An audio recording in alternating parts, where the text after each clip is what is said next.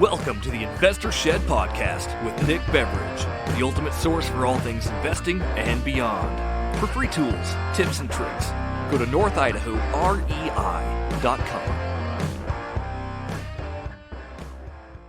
Today's guest features Jimmy Deringer. Jimmy is a realtor, real estate investor, land developer, contractor, and much more. They talk about Jimmy's roots, first deal, local mailers, and going from 0 to 15 units in just 1 month. Stay tuned. All right, Jimmy. For the longest time, I wanted to call your last name Deringer. If you were a telemarketer, you would call it Deringer. Yeah? Deringer. Deringer. Yeah. Okay, I've still been saying it wrong. I thought it was like Dillinger. Dillinger. But I guess there's no L. Yeah, no L. You could make an R sound like an L if you want to, but you'd be misspelling it. Deringer. Yeah. Now, do you go by Jimmy or James or Jimmy? Jimmy. So I go by Jimmy Deringer. Yeah. James is too professional. I tried James when I first got into real estate. Yeah, don't do that. I was like, no, this is. Everyone loves a Jimmy. There's a lot of Jimmys. There's a lot of James, but Yeah, nobody likes James. yeah. Sorry, James. James is too boring. I'll agree with that. Sorry to all the two James ever going to listen to this in the future. That's right. Until it blows up and you get like, Yeah. yeah. All right, man. So we got you here because you are a real estate investor, you're a realtor, and you're getting into land development. Yep. Tell me, what's your background? When did you first get interested in real estate? Yeah, so I guess I've always had the plan of buying houses and doing real estate. Just wasn't really sure how to get started. I went to school for construction management because it was just like an easy degree, make my parents happy and do something. Oh, really? To get out Okay, of so you school. went to school for construction? Yep. All I've done my whole life is just build houses. So Really? not as like the general, but just like the general laborer who's just swinging a hammer, gets paid $10 an hour, kind of thing. That's okay. That's a good way to start off, but right? you learn a lot of stuff, and you learn what you don't want to do is that full time because it's so Yeah. difficult. So went to school for construction management, graduated, got a job as a commercial project manager in Minneapolis for a super, I guess, quickly growing company. They started like 2 years before I got there, and they went from like 0 to like millions real quick. And it was just commercial project management for like the U of L, University of Minnesota, building some casinos, and just like they kept getting bigger and bigger as I was there. So my first project was managing. We literally had to cut a hole in a CMU wall for a garage door company, and it was like, I don't know what the number was. It was an outrageous amount of money to like just cut a hole literally in the load bearing like CMU wall. And I was like, damn, commercial is like way more expensive than residential. It'd be nice to go this route. Yeah. But anyways, yeah. So I moved back to Idaho after working there for 6 months. So did you grow up in Idaho then? Yeah. So you moved back? Okay. Yep. So born and raised in Idaho. Right on. What part? Moscow, Idaho. Moscow. Spent All 18 years there. Got bored, moved to Brazil to study abroad. Oh, geez. For 8 months, and then to University of Minnesota. Wait, how old are you? After that, I'm 28. Oh, okay. Yeah, I just look young. You look like you're 17. Thank No, you. just kidding. It's a compliment. No, not a bad thing. I look like I'm 14 still. 14, yeah. Actually, I keep How saying old are you? 34. Yeah, you look super young too. Thanks. You're welcome. All right. So, you studied abroad. What was Brazil like? Amazing. Yeah.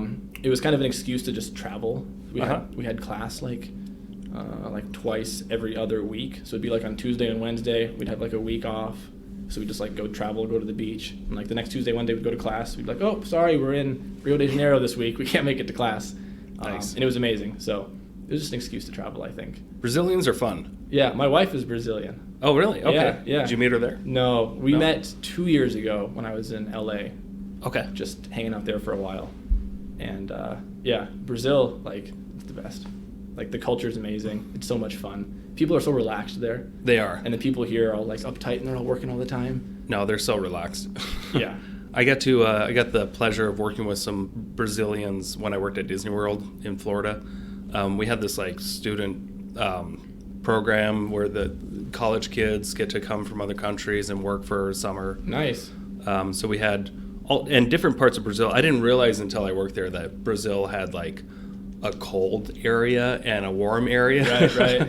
So we had like some white Brazilian people and some darker Brazilian people, and they're still like had the same kind of culture. Right. They're just relaxed, really cool people. But it was interesting to see, oh, this guy's from like it's like the Idaho of Brazil. Yeah, like way down south. Way is down where it's south. cold. Yeah, opposite Yeah. of the U.S. because up here north is Yep. cold. Yeah, and their summers are really the winters and that kind of. Well, in a certain part of Brazil, Yeah. it's really cool to kind of learn how the curvature of the Earth worked back then, because I never paid attention during high school. You're right. And when you're flying down too, you like lose a full day. So like if it gets dark in the summer here at 9 p.m. and you go down to the south, like it gets dark at 5 p.m. down there. So Yeah. you just lose the full day of travel. But it was cold when I was there. It didn't snow, but it was like 40 degrees. It was a little chilly. Oh yeah, A little nippy. I can imagine. Okay, so what'd you do when you got back? So when I got back, then I decided to go to the University of Minnesota for school. Okay. And that's where I got the construction management degree, because it was an easy thing to get a degree in since I knew it. Did that degree help you much? I say no, but it's one of those things where like you subconsciously like just know things and you think you've always have known them, but I probably learned during school. Okay. Just random things. Yeah. But I had the choice of, well, I guess I didn't really have a choice. My parents kind of like, you're going to school, you're going to go this way. But if I wouldn't have gone to school, I would have just started buying houses, and that would have been in 2011. So if I would have started buying houses in 2011, like I was doing a couple years ago, like would I be retired now? I don't know. Yeah. Like, just focus all on that rather than paying money to get student loans. You know what I mean? Right. So Yeah. Well, do you think you'd really be retired once you hit a certain point, or do you think I you think just keep retired going? is like a Yeah. general word. Like retirement. Have the ability. Yeah, exactly. Like not having Yeah. to go to work or whatever it is, or being able to do bigger things because Yeah. you want to rather than because you have to. Okay. That's retirement. So what did your very first real estate investment look like? When did you get started? How old were you? So after I left that job as a commercial project manager in Minnesota, I moved to Coeur d'Alene I was only here for like 4 months, but at that time, even in 2015 or 2016, it was too expensive for me to buy in Coeur d'Alene still, because I was working for my friend who had his construction company, but I was making $15 an hour, and a bank wouldn't lend on a $300,000 house for someone making like 30 grand a year. So I was like, crap, where can I buy a house? And what kind of work were you doing? Just construction. Labor? Yep. So he had a Work? general Okay. contractor company, and we were just like helping people or like helping friends do small projects around their house. So like nothing really big. Okay. We ran into an issue. We weren't able to like convince older people to let us remodel their kitchen, because they're not going to trust a bunch of like 22 or 23-year-old kids to remodel their whole kitchen for 30 grand or whatever it is. So I was like, dang, if I go to Spokane, I could buy a house and then we can remodel it ourselves. So it was harder for me to find someone to convince me to like remodel their house than it was for me just to go buy a house. Yeah. So I had the construction experience with my buddy, and I ended up just, I guess you got to think like, you either, like, what do you not have when you want to get started in real estate? Like, you don't have a deal, you don't have money, but like, if you have construction experience, you can buy a house to remodel. So find a deal and then find someone with money to fund it. So literally just like bought a printer, paper, and like some envelopes. Yeah. With like literally all the money I had, like $500. Just like go into Target and like buy a printer. Yeah. And I just started sending direct mail. Like, hey, I'm a local investor. I'll buy your house. Okay. Do you want to So sell? you went directly to the sellers? Direct to seller. Okay. I've only bought one on market, which ended up kind of, in theory, being my best deal. Yeah. Weird how that works looking back on it, but yeah. So the first one I got was a duplex in West Central for, I think we paid like 40 grand for it. Wow. It was super cheap. Okay. And good area, bad area? It was a bad area at the time. Okay. But Kendall Yards was just being built. So like the neighborhood gentrified super quickly. So we picked that up, got it rented, and actually had David, I don't know if he wants to use his full name, but David Pumpkins, we'll call him on this one. I think we both know David Pumpkins. Yeah, everyone knows David Pumpkins. Yeah, so he was my partner on the first one that I got. Okay, so did he help you fund it then? He had really good relationship with money. Okay. So I brought him the deal. Mr. Pumpkins was like, hey, I got this guy who wants to fund it over here. So we got in together on that. And I was like, damn, this worked out well. Okay. So I kept writing letters. And so did you want to work on that house? Yeah, so initially I wanted to grab the hammer and just like do the construction myself. Yeah. But I picked up like another triplex and a fourplex and like a 10 unit at the time. And I was like, damn, I can't do this myself. Like I can't remodel all these units at the same time. So I had to. So wait, back up. Hold on. Okay. You talk a little too fast sometimes. Sorry, my bad. just 2 seconds ago, you said you bought 2 more properties? Yeah. So, And they were how many units each? So there was a triplex, Okay. a 4. See, it was a package deal. So it was a package deal. The duplex, the duplex was here. The And triplex, explain a package deal. same seller had all the properties. Same seller. And they wanted to sell all of them. Okay. So it was the duplex. They had the same triplex, and then there was a 10 unit that they had also. It was 4 houses on one property. Wow. And then That's a lot. there was another. I think it was a 4-plex that we picked up. And how many months were you into buying your first deal? I had no clue what I was doing. I was into it like a month. A month. Literally no idea. So let's count up the units here. Yeah, So yeah, that's right. Within the first month, you go from 0 to duplex, triplex. That's 5. So 15. 15 units. Plus, yeah. The units came very quickly. All in the because old people wouldn't let you remodel your kitchen. beginning. Their yeah, kitchens. Yeah, pretty much. Because it was easier to That's do good. that That's funny. than it was to do construction. Yeah. You know what's funny? I can relate a little bit. Not on the construction end, but like as being a realtor. I've been a realtor for going on 11 years now. Yeah. And for a good few years, the first few years, I look very young.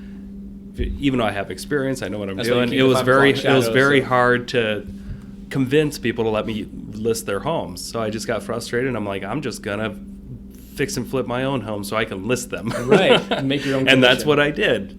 And Yeah. and that's it was more than just that, but it's just kind of funny how that relates. I think where it's- I couldn't convince people to actually let me list their homes, so I'm just going to go out there and buy homes so I can put them on the market. 100%. I think like as an Yeah. entrepreneur, like we're resourceful and we know what's not working. Mm-hmm. And we're like, what's the easiest path to something that works? And just like doing it yourself all the time is the easiest way to do it. Yeah, that's funny. Okay, so how did this all turn out? Go ahead and take your time telling the story So because it's very interesting. yeah, so there's a lot of moving parts here. So So you get I- the first. I grabbed a hammer and I started just like remodeling myself. Okay. And I was like, damn. No other help with you. Well, at the time, no. Okay. So I was like, hey, buddy, I called up a friend, like, hey, buddy, I need help painting a door. And he's Mhm. like, okay, sounds good. So he painted this door with paint that, like, it didn't have prime. We didn't prime it first. So we just painted it. And he painted the same door like 5 times. I felt so bad. And it kept bleeding through every single time. Like you would see like the Oh, wood gosh. stains coming through the door. And I was like, My brother and I did that on our first flip. It wasn't a door, but it was cabinets, kitchen cabinets. yeah.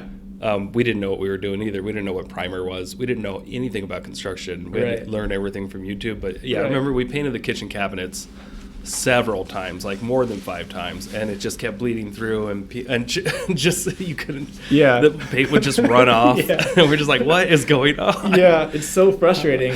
But like with the construction management degree, they didn't teach us the small things. Like Yeah. they told us like how to manage people and like how to stage people. But when you're doing it yourself, there's a lot of shit you don't know. So you have to you just gotta Google it and Yeah. figure out online. So you figured out primer eventually. Eventually figured out primer. Yep. Yep. After too many coats of paint on the door, and so David ended up having another project, and he hired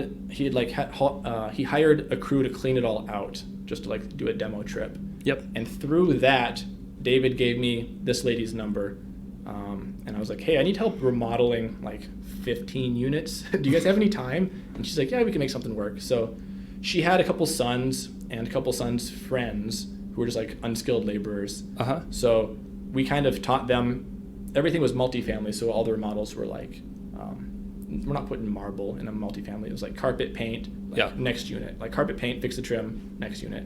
So we kind of had them just like So it's all cosmetic stuff, All nothing cosmetic. nothing big. You're not rewiring or replumbing anything. nothing, no. We Okay. we had the opportunity to replumb, but I was like, you have to think like, can you get a tenant in there to pay rent now, or do you need to like replumb all of it first? And the answer is usually like, you can put a tenant in there. Yeah. Like it's a nice place to live. There's some stuff the tenant's not going to know about in the basement that could be fixed, but get it making money first. Yep.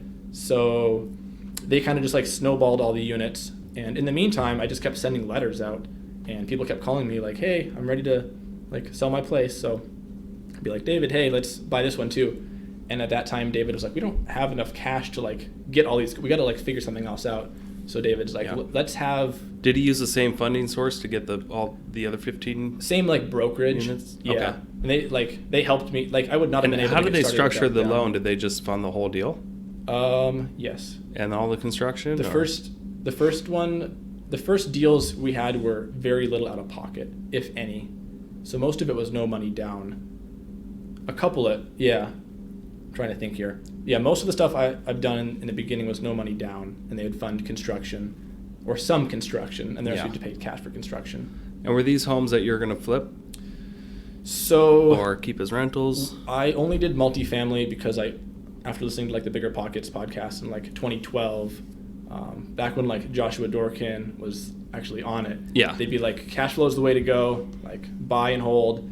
So the goal was to just buy and hold a bunch of units and like retire off the cash flow. Yeah. So the goal was to buy and hold, but that's not what happened.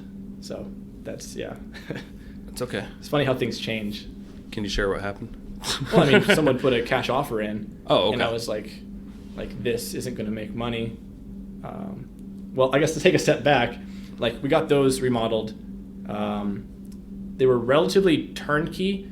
There was 15 units, and like I joke, we replaced like 16 water heaters that year. And it's like, what? Like, how do you replace more water heaters than units? But like there was like one more thing that would just like keep adding up. So, like, you'd think you'd be cash flowing, and you'd be like, oh, I forgot, there's a roof leak now. Yeah. You just got to like fix one more thing. So they were all pretty much rented, I think. We had a property manager doing it. And then we had a couple of them refinanced on long-term debt. And how'd you get the refi on the long-term? We just had it for more than 6 months. So 6 month seasoning. It was a commercial lender. But so I know a lot of people are running the challenge of not being able to be financeable, and they just get into this if they don't have any other side work or, employment. Were you able to just partner with somebody that got the loan? So we were lucky because... or was it a portfolio thing? It was a portfolio thing. We had enough units so fast, and we had them all on... I think we had them for more than 6 months on all the residential. Okay. So we ended up putting like 4 of our residential like duplexes to fourplexes on a portfolio loan. And then that 10 unit that we picked up, that was a pain in the ass to fund. Okay. Because it was 4 houses on one property. And I wanted to do like lot line adjustments or like separate them by the house. Yeah. But we couldn't get the minimum lot coverage to work. And I probably, looking back on it, I probably could have got a variance to make it work. Mm-hmm. And been able to put it on his own property to make like nice, clean duplexes or fourplexes. But that one, our hard money loan was coming due after like 18 months. Okay. And we're like, well, we can't refinance. Were you cash flowing even with the hard money? Or was it We were about pretty breaking difficult? even. Okay. Because the numbers were so good on the property. It's like they weren't expensive properties. So like... Yeah, the 40 grand for a duplex. I'm trying to think of like the rough numbers. So it'd be like $1,000. They were better than the 2% rule, I guess is what you could say. Okay. On all the properties that we bought. They were all better than 2% rule. But that doesn't matter when you're putting in a new water heater every month. Can we, for the people that just kind of blew past their heads, a 2% rule? So could you explain that? So like if you pay $100,000 for a house, the 1% rule would be it rents for $1,000. So the monthly rent is 1% of the purchase price. So Okay. for a 2% rule, if you bought a house for $100,000, 2% would be $2,000 per month. Right. So in my scenario, I paid 24 grand a year ish, which is almost a 25% return with the 2% if you're paying 100 grand. Yeah, in my mind, I just think a 1% rule property on a normal property is like a 6 cap. Yeah. Okay. A 2% is like a 12 cap. Okay. Ish. It changes based on the properties, but those are like real rough numbers. Yeah. So yeah, we paid 40 grand, and it should have brought in maybe 1,000. It might have even been a 3% property. It should have brought in 1,500 probably, because there's a one bed up, 2 bed down. Yep. And then the 10 unit was kind of all effed up. Like that was a hard one with like studio apartments, 2 bed here. Okay. It wasn't very consistent. It was craziness. Yeah. Yeah. If I was a lender, I wouldn't want to lend on it either. Did you ever get it refinanced? No, we ended up selling it. You ended up selling it. Okay. So hard money loan just remained until you sold it. Yep. Okay. So yeah, when I guess I don't know. I keep rambling if you want, or if you That's have any okay. Well, questions. can you share some of the numbers? You okay with that, or do you want to avoid that? I mean, I don't know. It's tough. I don't know. Would you forget? Yeah, I forgot because I think I've done too many that they all blur together. It's funny. I'll look back That's okay. on like the Spokane County Assessor website and be like, how much did I pay for this one? Or like, what did I wholesale this one for? It's like wholesaling. Yeah, you forget sometimes. Yeah. When time goes by. But in general, so if somebody, and the reason I ask, I just want for the people out there that want to get into this and like about, what could they expect to pay for something like that, and how much did you end up selling it for? Did you sell it off market? So or did you put it on the market? Some of it was on market, some of it was off market. Numbers back 5 years ago don't relate at all to numbers today. Right. But we sold so the duplex we bought for 40-ish, we probably sold that for 150-ish. But we put in work to it, a lot of work. If you had to guess, how much money in repairs did you put into that duplex? 25, 30. But Okay, so you did pretty good. That's not counting my labor either. Okay. Because I did a good amount on the beginning stuff until I phased myself out. Yeah. So yeah, all of it we did a good amount. Like we had good profits on it. Mm-hmm. But looking at what the hard money lenders made, it's like I made a third, Mr. Pumpkins made a third, and then the hard money lender made a third. And I'm like, damn, they didn't do anything. Yeah. So it's like, how do you get out of the hard money lender game? So if we could take a step back again, what would be like that seller's reasoning for wanting to sell everything at a discount? There were a lot of squatters and just dangerous things. Okay, so you had a lot of problems to take care of. Yeah, mostly tenant problems. It needed a lot of work. How'd you deal with squatters? Did you just hire your property manager to take care of it? We had some crazy contractors that kind of just boarded up doors and just they kind of handled it. The contractors handled it. And then they just kind of the squatters didn't come back. It's on the triplex that we got, there were knives stuck in the wall and just crazy things written all over, F you, if you come in here, you're gonna die, things like that. Okay.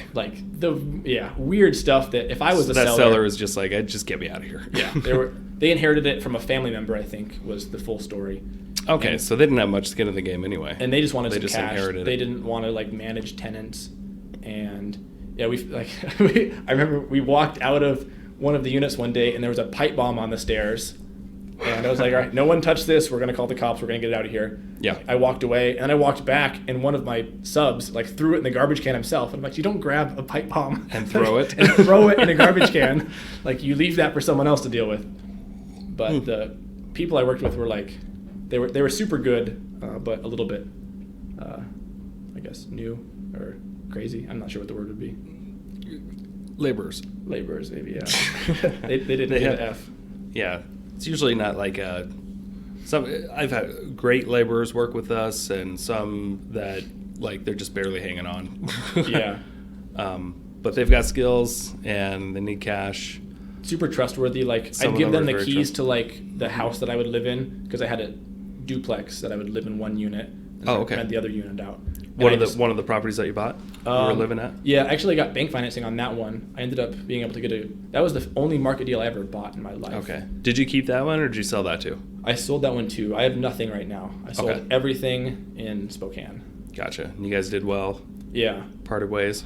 Or do you still work together? I still talk to him all the time. We haven't partnered on a deal since those beginning ones. But I still would partner with them. Everything worked out great. Right on. Yeah.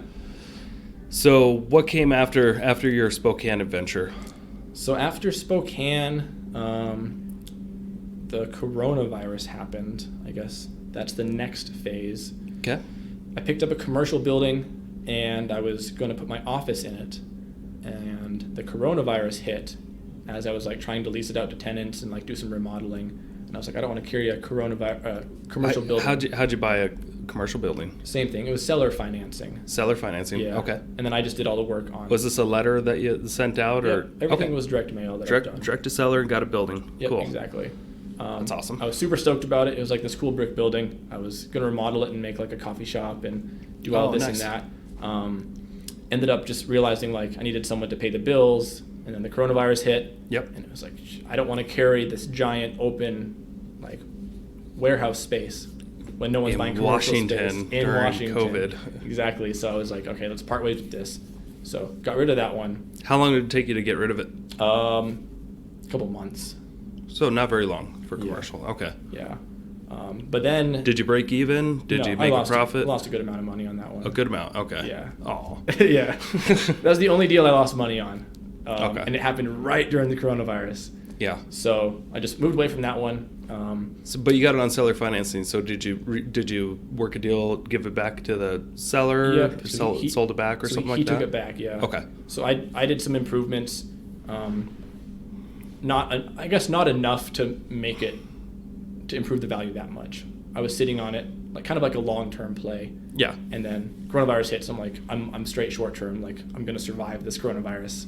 God, I find it so interesting and so unfortunate as well that just like the people involved in like real estate and buildings and that kind of stuff here in the North Idaho region, their businesses just exploded. Yes, they've gone crazy. Versus there's a lot of people I know in the Spokane that were doing a lot of great business, big players, and just got shut down. It just boggles my mind what a difference 5 minutes can make over the state line. Seriously, like restaurants in Post Falls, like their business has skyrocketed. Yeah, but they can't.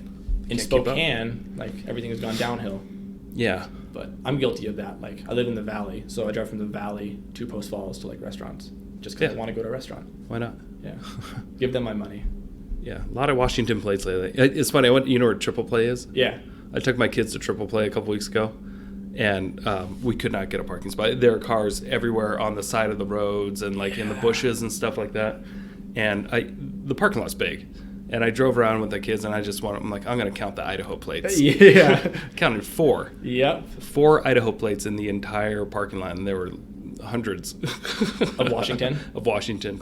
And you California. You walk into this Triple Play. It's like a kids theme park kind of thing with bowling alleys and all kinds of activities and arcades and water park. Yeah. And you're just elbow to elbow in there. With the place is just packed. Yep. Extremely packed, and we just had to go. It was too hot. No masks. Not many people wearing masks. Yeah. No. The mask mandate got lifted here in Kootenai County recently, and you don't have to wear masks in many places anymore. Right. Yeah. Yeah, it's so different because then in the valley, everywhere you go, you have to wear a mask still. Yeah, I see people wearing masks just walking around outside. Yeah, or in their car by themselves. Or in their car by themselves. I see that quite a bit. I have a lot of questions about the whole like coronavirus thing. I don't think we'll ever get answers to it, but oh well. No. Just keep living, like it is what it is. Keep life going, yeah. Yeah. Yeah. We're not going to change anything. Yeah, for ourselves. Yeah, seriously. Just move on. Yeah. Let the professionals do what they're doing. Yeah. Just do what you can. Just keep life as normal as possible, and then like it's just interesting and then you look at the statistics of like death rates between like this county and other counties that are like heavily restricted, and you're just like there's no difference. Yeah. Yeah. And it's like sometimes you walk around in Kootenai County and it's like COVID doesn't even exist here. Right.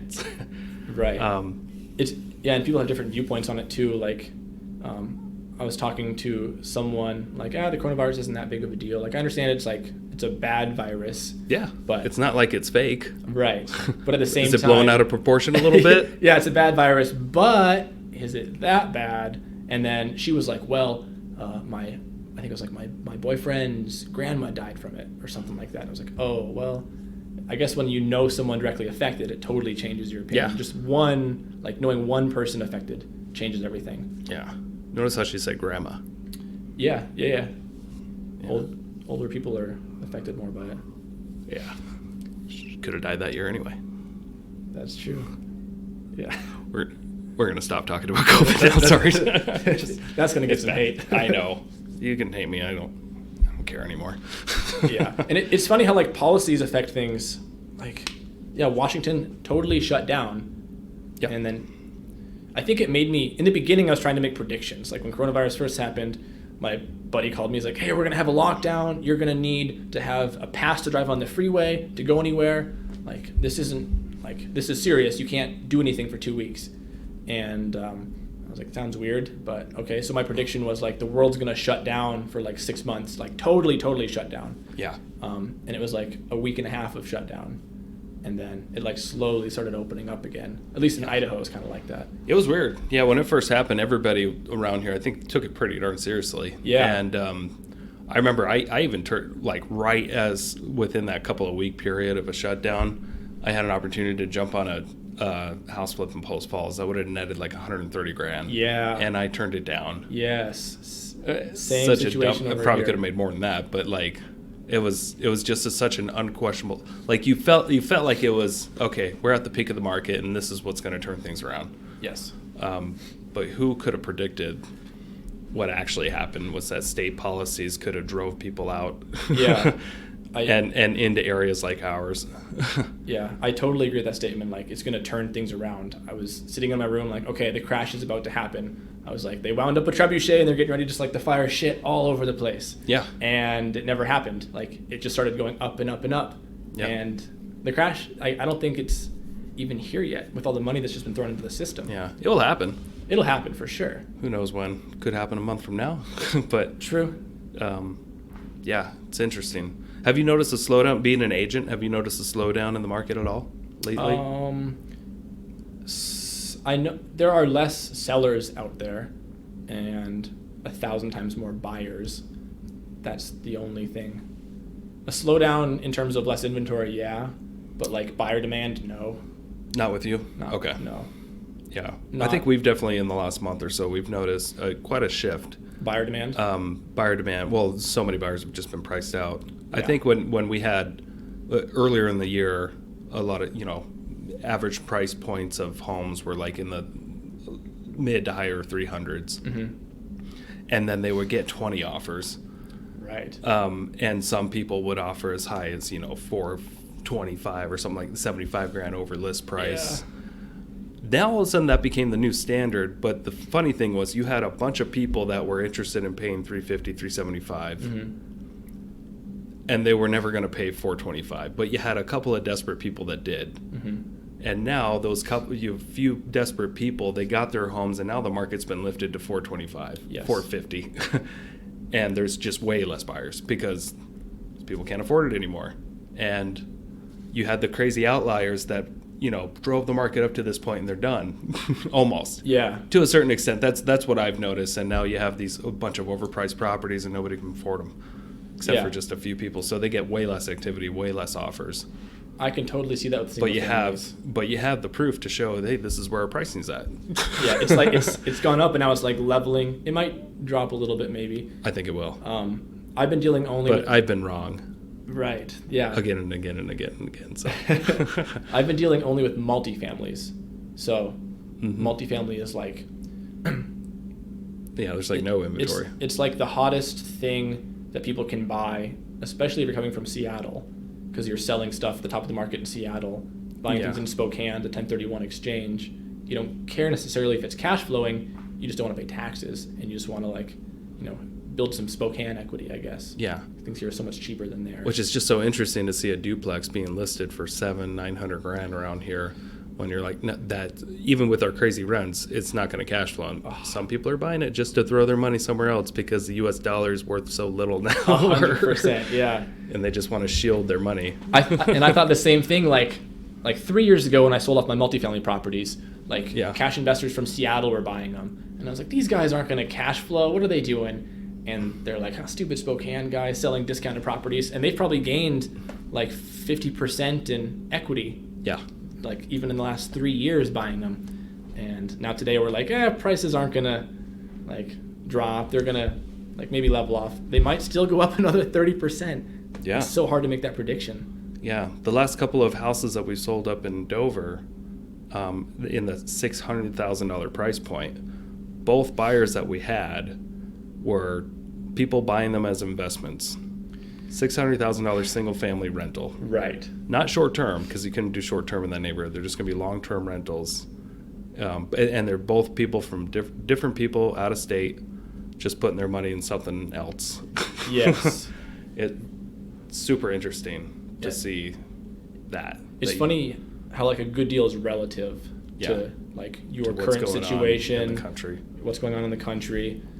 Like if you were going to get started in real estate, like, and you wanted to retire in 5 years, I wouldn't recommend buying a $600,000 house in Dover. Like, you're going to want to build some equity doing something. But if you're like wanting to put your money in a safe place and you're coming from a place where you have some more cash that you're sitting on, it's a good idea. Yeah. Yeah. Seems like everybody's like, it's better than just letting the cash sit in the bank. Yeah, exactly. Or getting taxed on and losing value due to inflation. And if inflation is as crazy as people say it is, and yeah, I think it has been. I mean, lumber alone has gone up like 400% in the last like 4 years. It's gone up a lot. Yeah. Yeah. And Oh. it's not just lumber. I even went to metal, I bought it's a all kinds of paintbrush, stuff. and it was double the price when it was like even a year and a half ago. Just like a normal Home Depot Yeah. $10 paintbrush. Used to be $5, now it's $10. Mm-hmm. Yeah. When I was a kid, prices were way different. Yeah, and you can blame it on whatever, but I mean, I think that the big elephant in the room that people don't really pay attention to anymore is just the printing press. Right. You know, when you print out trillions of dollars a year, it's going to create a lesser value dollar. That's not going to be able to buy as much. 100%. And people never talk about that. Yeah. It's always about, oh gosh, this is so expensive. I'm blaming it on this. Why are people charging this now? Yeah. Well, $1 trillion were just printed last month. Right. That dilutes the money. Right. And then you can get into like the consumer price index and like, oh, inflation's only going to be 1.5%, but like based on the consumer price index, which like they just pick and choose their products. So it might actually be 15%, but if they're only choosing certain things to keep the number low, you're not going to know the real inflation. But like looking around on everyday things, like even restaurant prices are going up because they have to go up to survive. Yeah. Oh gosh, yeah. And it's not 1.5%. It's like 10% at least on meal prices. Oh gosh, it could be quite a bit. I remember just a couple of months ago going to Sweeto Burrito and buying an $8 burrito. That same burrito is now $12. Yeah. Just a couple of months ago. Yeah. Like the old McDonald's dollar menu, they changed it to the value menu. It was a while ago. But, Right. But still, like, Yeah. it's no longer, like, you can't buy something for $1 anymore. You know who I And it's really happening fear so for? fast. Huh. The Dollar Tree. Oh, they might have changed their name. They're gonna have to change it to the $3 tree or something. Right. Yeah. Where everything's just gonna have to be cut in half. The Bitcoin tree. Yeah. Sorry, we're going off topic. Maybe, but it all relates, right? Yeah. Yeah. It's all business. It's all real estate. So, Right. so what kind of real estate projects are you working on today? So I am working on land specifically in Idaho. I've Okay. pivoted 100% away from multifamily in Spokane, Washington. I ended up just getting some listings to like keep paying the bills after the last, like from January till now. So I just sold 10 duplexes to fourplexes in Washington, and now it's just 100% direct to seller in Idaho. Actually, one of the relationships that I built from the Spokane multifamily was a guy who has he claimed he subdivided or developed 3% of Spokane County, and I was like, this guy's full of shit. Like, he doesn't know what the fuck he's talking about. And I ended up meeting with him since I sent him a letter like, hey, I want to buy your duplex when you're ready to sell. He's like, I don't want to sell, but I want to talk to you about something else. And he met with me and he showed me his old like maps of Spokane County, and they're like outlined in red. So he's like, I did this, I did this, I did this. So like a lot of the big projects around like the rural areas of Spokane County, he's like divided and either built houses or like had a home builder build houses. Yeah. And he's like, this is what you should be doing, not like multifamily. I was like, okay, sounds good. So I kind of trusted him on that, and I just like backed off multifamily, focused on Idaho, and started going direct to seller for development, which is kind of the end goal. That's interesting. So how old would you say this guy was? 65, 70. 65, 70. Wow. Okay. So we're partnering on some stuff in Idaho right now. So we had a guest speaker at our REI club maybe a year and a half ago or so. Yeah. Older gentleman, very successful, very wealthy. He was in his 70s, I think. Yeah. And one of the biggest keys of advice he gave us was, okay, so you got a city, right? People like the city. If it's a growing city, it might be a good thing to invest in, but don't invest in the city. He's like, go just outside of it. Yeah. Invest in the more rural areas surrounding the city that are lesser priced. Hold on to them. Yes. And they will be worth a lot more decades down the road. And that was some killer advice, Right. I thought. For a guy that has so much experience, and he had tons and tons and tons of knowledge, and that was the biggest takeaway was don't focus right, where all the action is. Go out just outside the action and let it come to you.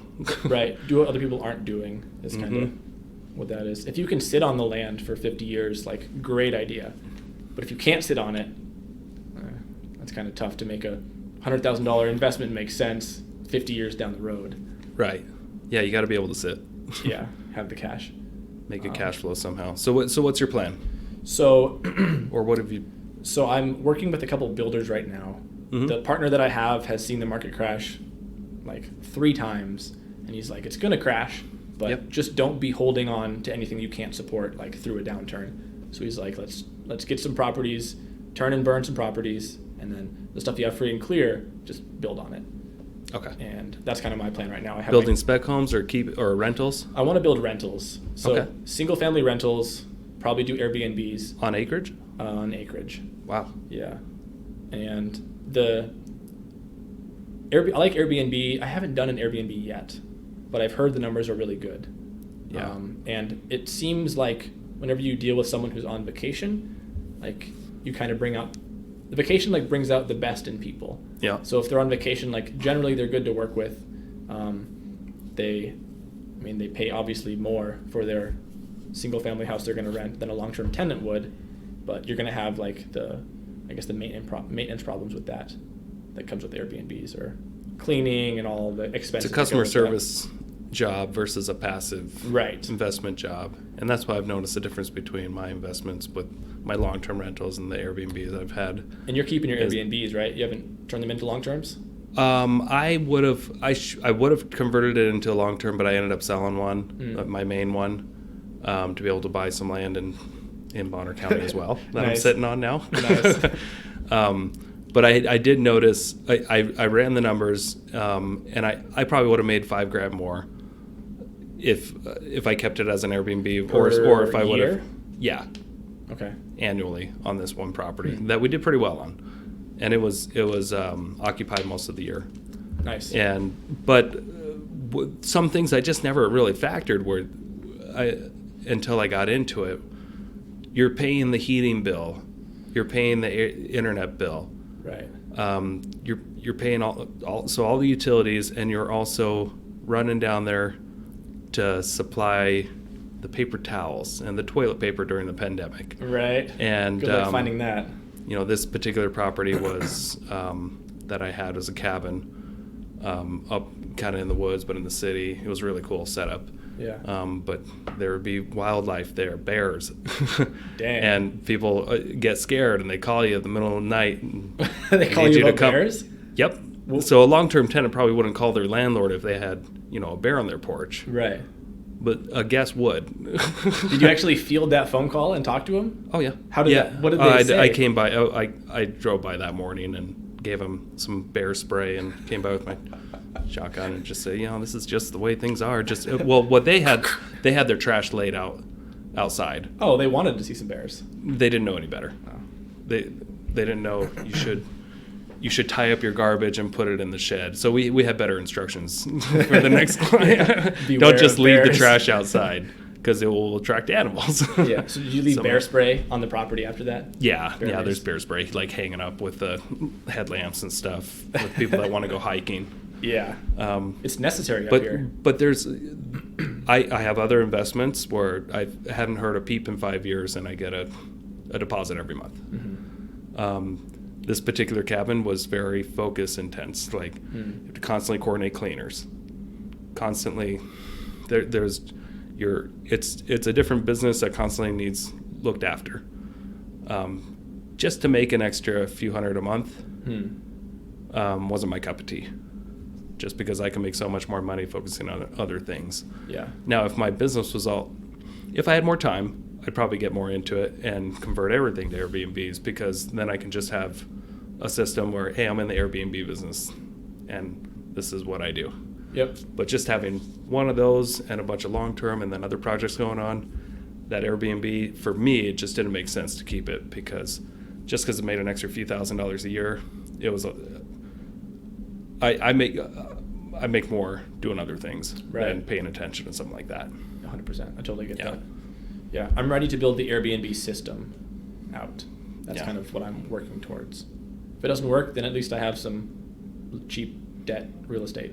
Yeah. Like worst case scenario is you just have a nice house. I would be cautious and run your numbers to make sure that they work as long-term rentals as well. Yeah, 100%. In case that business model doesn't work for you, because some people make the mistake of they run a deal and only make it make sense as an Airbnb. But if pandemic hits or something like that, and then all of a sudden there's no guest anymore, right? Can you fill it long term and still make your mortgage payment and all your other expenses and still be profitable? Right. It's like if you're going to buy a 100-unit building, like don't run it based on like student rents. Like do it based on a normal 100-unit building in the area, and then like student rentals are like icing on the cake. Like if you go per bedroom, it's just more money coming in. Yeah. But yeah, don't plan on that, because that could go wrong. Yeah. All right. So how's it going so far? Have you you've already made offers on a bunch of different stuff, right? And you have things in the pipeline? Yep. So I have a bunch of stuff in the pipeline, 2 accepted offers right now. We're going to be working on some subdivisions. I guess bring the utilities in, bring the road in, make some like really nice lots in northern Idaho. Probably sell off the lots. The stuff that we don't have debt on, I have a contractor lined up to start building houses. Okay. I mean, he probably can't do more than like 1 or 2 a year. So trying to look to how do we build houses fast enough with like, how do you find labor, I guess is the question. Because labor doesn't exist in northern Idaho. There's subs. Subs don't exist. It's like really hard because everyone's so busy. Because they're making so much money on other stuff. Talk to more people. Yeah. But so like I have a couple Spokane guys coming to work on some Idaho projects. Okay. And they're super on board for that. But just subdividing of some land, selling off the parcels to get the money back after we put the expenses into it, and then just building homes is kind of the name of the game. So to retract, your strategy is, so you're buying land on acreage. Yep. You're going to subdivide and sell off most of it to be able to pay for the build and the Airbnb of the one, piece of property. Yep. That you're going to get. That's pretty brilliant. Pay for it until we either have it like free and clear and then go to a bank, or just use cash to build on it. So you'll be in a really good position on that property with plenty of equity. Yes. Nice. Yeah. That's a good plan. The issue is it's really hard to find things that meet that criteria. Yeah. Because everybody wants to come to Idaho. So land's very expensive. Very, very expensive. Yeah. And people are getting it too. A lady shot me an email. She had like 20 acres, really nice property. Mm-hmm. And she's like, yeah, I want no less than $4 million. And I'm like, what the heck? Like, this doesn't make sense. But it was like a really nice, like equestrian or like a horse stable property. And if someone wanted a nice like horse themed property in Idaho, like it's a really good deal. Was it waterfront or anything? It had a river that went by it, so okay. Relatively close to water. But if someone came from like LA, they could afford it, and that would be like their Idaho lifestyle. But for here, someone like us from Idaho, we're like, what? Yeah. That doesn't make sense. Yeah, it used to go for $4 10 years ago. Yeah, exactly. Way cheaper.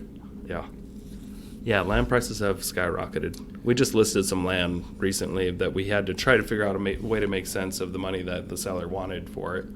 But it was a duplex and a single wide on 10 acres in Blanchard. $775. Yeah, I saw that one come $750. $750? Do we price at $775? I think we were $750. 7 something. I'm not sure. Yeah. But you know what? It could make sense to somebody if they subdivided half of it, built their house, and then they raised the rents on the 3 units, and then it's bringing in $3,000 a month. Yeah. And so if they are all in at $1 million with their house build, at least it's bringing in $3,000 a month. It could subsidize a big chunk of that mortgage. Yep. It's unique, but it still makes sense. Yeah, you just have to play around. You got to be creative. Mm-hmm. Otherwise, you're paying anywhere else $300,000 for a 5-acre undeveloped piece of property. Right, yeah, bring in your own utilities, like Yep. help you get easements. Good luck. Yeah. That's kind of what it comes down to. So what else is in the horizon? You just going to focus on that, or do you got any other projects you're working on? I'm totally moved out of Spokane, totally moved out of multifamily for the time being until things get a little more normal. And just 100% Idaho, building Airbnb properties. And I keep trying to pass you some stuff, but you're all clapped out on your building. We got to sit down and talk. My days are definitely short. These not a lot of time left, but I'm working on trying to find a project manager that makes sense. Right. To offload a lot of what I got going on will definitely help. But my goal is to build a building company. And I feel like we're just a couple of pieces away from making it make sense. Yeah. Yeah. And you want to be managing the construction yourself? Or no, I want the right manager to be managing that construction. I just want to manage the business. So you just bring projects for the manager to manage, and he subs it all out, and you just keep like feeding him through your pipe. Nice. That's a good idea. Yeah. Because that's kind of what we had on a very small scale with the house flipping business. I brought in the deals, my brother tackled it, and we split it 50-50, and it worked out well. Yeah. But now there's 17 projects with a mix of new construction and there's just too much going on for me. I just need the right project manager. Yeah. Which been interviewing people lately. I feel like we're pretty close. Yeah. Yeah. Hire slow, fire fast. Yeah. Is that the term? Oh yeah. Yeah. Yeah. Really taking my time on this one. Yeah. Especially if you feed him with so many projects, like that's a lot of responsibility. Oh yeah. A lot of oversight from you on him, making sure things go right for the near future. And there's got to be the right incentive. I mean, it has to pay super well, and there's got to be some profit sharing involved in my head, at least. And so this person has to be super competent and have construction knowledge and QuickBooks knowledge and and be able to be organized. Yeah, drive a truck around. Yeah. That kind of stuff. You need to hire a robot. Yeah, I need a robot. I need Arnold Schwarzenegger. Yeah. Right. That's good. Awesome. Anything else you want to talk about? That's pretty much all I got going on right now. What kind of advice do you have for the people that just don't know how to get started? Do you have any general advice that you would give to I think at a listeners? Really basic term, think about what you're good at or what you have, and think about what you need. So like when I got started, I was relatively good at construction. Yeah. But I needed a deal and I needed money. So like I found a deal and I found money or someone with access to money and put it together. So you needed to figure out what you didn't have. Exactly. And figure out what you needed. So like then just go after those. If you're sitting on millions in Seattle, like you're gonna need probably a good realtor to buy some market deals, because if you don't want to like buy super risky properties, just buy a nice 1980 duplex for like $400,000 in Spokane. It makes sense in your position. Yeah. But if you're brand new, you can't do that. No. Yeah. Any more $40,000 duplexes in the Spokane Ask market? me in 10 years. You'd think they'd be going down with all the, the moratorium and stuff, but who knows? When the coronavirus first hit, I was getting calls from previous leads saying, "Hey, ready to sell?" But even then, I was like, "No, I'll take a step back. No thanks. Don't want to buy anything now."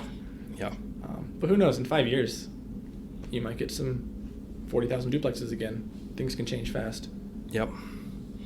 All right, cool. Well, let's wrap it up. Thanks, everyone. Thank you. Thanks for having me. No problem.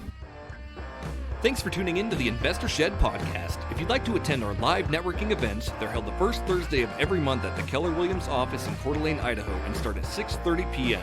We also have our Sandpoint, Idaho meetup held at Laughing Dog Brewery the second Thursday of every month at 6 p.m.